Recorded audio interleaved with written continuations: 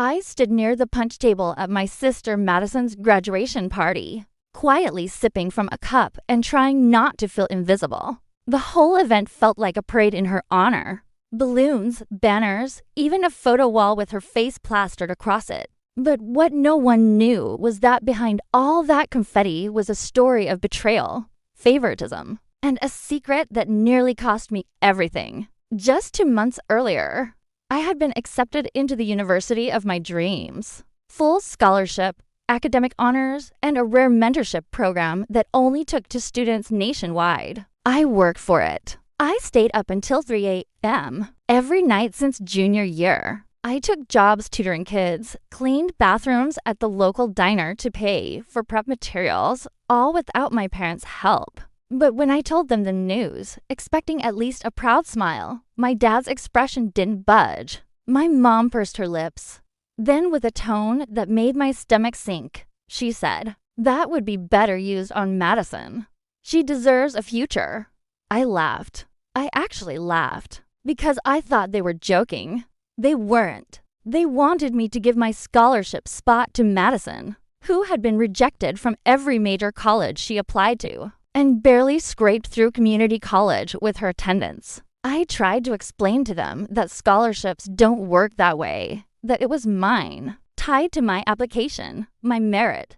My dad's response, "Don't be selfish. You wouldn't even be smart if it weren't for the house we gave you to live in." I walked away, locked myself in my room, and cried silently. But they wouldn't drop it. They kept pushing, even emailing my school counselor to ask if there was a way to transfer the opportunity. It was humiliating. I stopped eating meals with them. I started packing slowly. Then came the graduation party. It was supposed to be Madison's big day, but it turned into a setup. While everyone was celebrating, my parents cornered me near the back patio. My dad hissed under his breath, "You've ruined your sister's future." My mom joined in. "Do you know how embarrassed we are?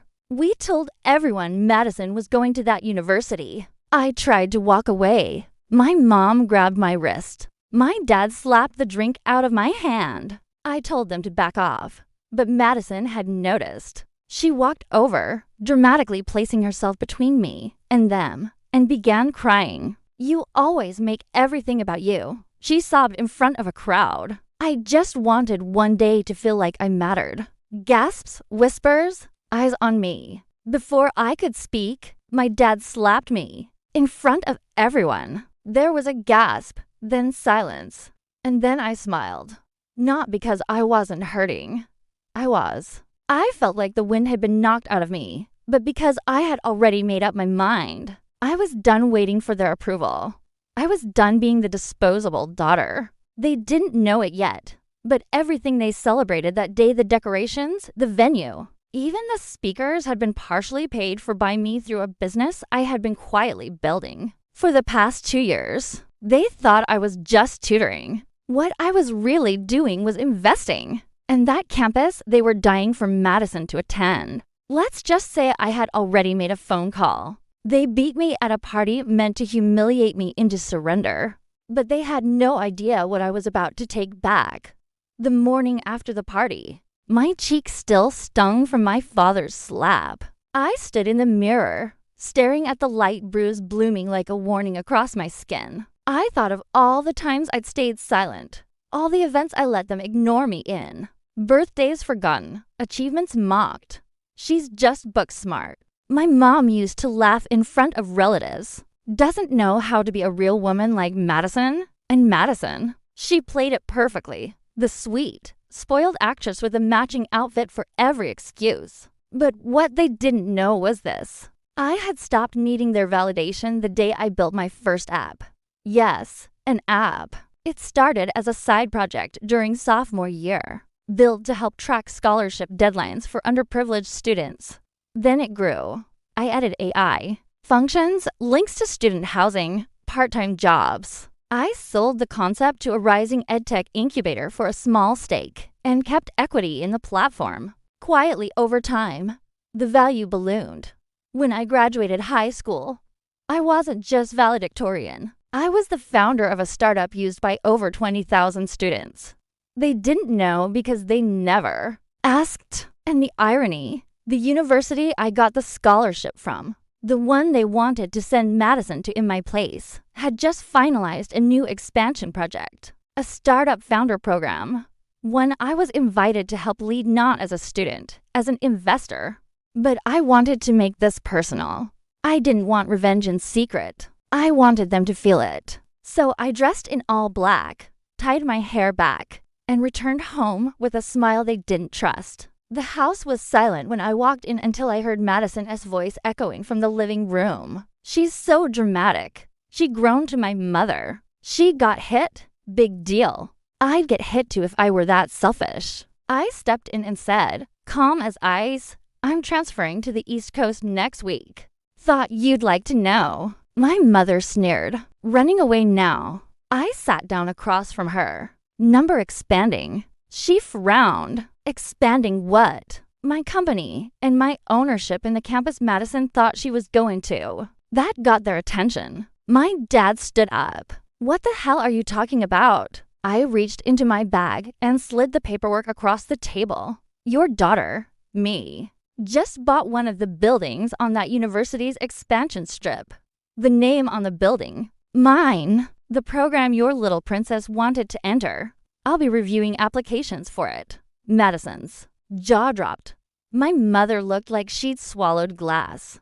But you're just a tutor, Madison whispered. I let out a small laugh. You never asked what I was building. Too busy building your fantasy life on my scholarship.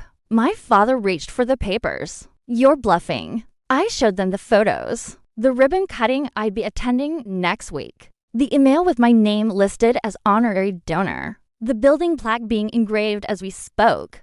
Silence. Then I said the one thing I had saved for years. You could have been proud of me. Instead, you tried to replace me. My mother trembled. So what? This is revenge. No, I said. This is a reminder. I don't owe you anything, especially not my success. They were speechless. For once, Madison wasn't the center of the universe. For once, I made sure they felt what it was like to be the afterthought. But I wasn't done yet. I had one last surprise saved. The day of the ribbon cutting arrived like a storm that had waited years to roll in. I stood on the stage in front of the new student innovation building, sleek glass walls, bold architecture, and a shining silver plaque near the entrance that read the L. Quinn Center for First-Gen Scholars. It was the name I'd registered my app company under. A name I chose to honor the grandmother who used to sneak me library books when I was little. She had believed in me long before anyone else did. The crowd was full of young students, faculty, reporters, and other donors. I smiled through every photo, shaking hands, hearing things like, such an inspiring story, and it's rare to see someone so young lead a movement like this. But my eyes kept searching the back rows. I knew they'd come.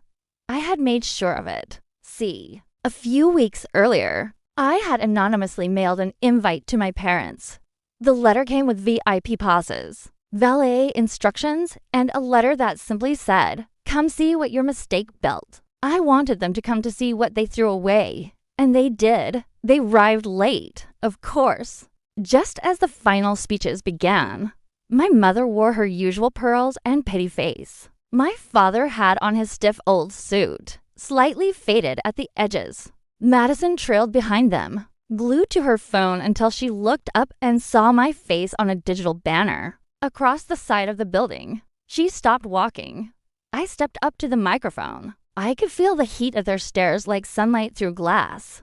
My name is Elise Quinn, I said, and years ago, I was told I didn't deserve the future I worked for, that I should hand it to someone more deserving. I looked directly at them. But today, I stand here not just with a degree. I stand here with a mission. This building will house programs to fund and empower students who've been overlooked, mocked, or told they were too ambitious to be worth supporting. It's for the ones who worked in silence and succeeded anyway. There was silence in the crowd, that quiet kind of awe that trembles in your chest. My mom looked pale. My dad clenched his jaw. Madison, for once, looked small. And then came the moment I had planned meticulously. I walked down from the podium and handed the ceremonial scissors to the dean beside me. As applause echoed through the quad, I leaned into the mic one last time. Oh, I added with a smile. To the family members who once thought I was too selfish to deserve my scholarship, I left something for you at reception. My mom looked confused. My dad looked suspicious. But they walked toward the reception table. Anyway, there in front of the fruit tarts and champagne was a manila envelope labeled Return on Investment. Inside were photocopies of the scholarship documents they tried to transfer, rejection letters Madison never told them about, and last but not least, a formal legal notice. I had officially removed them from my inheritance trust.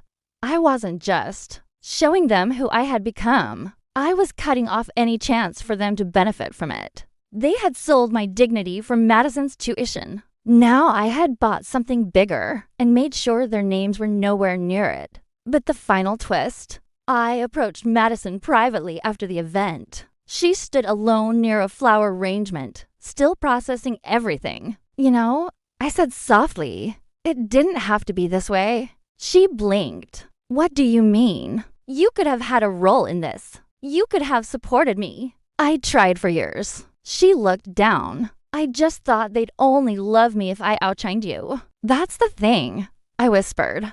"They never loved either of us, just their image." She looked stunned. Then I walked away, leaving her to unravel that truth one tear at a time. And that was the moment. Not the speeches, not the applause, not the plaque or even the media buzz. The real closure came from walking away.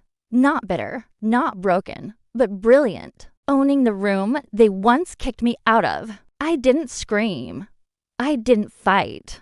I simply built something they could never touch and then made. Sure, the view from their sidelines was clear,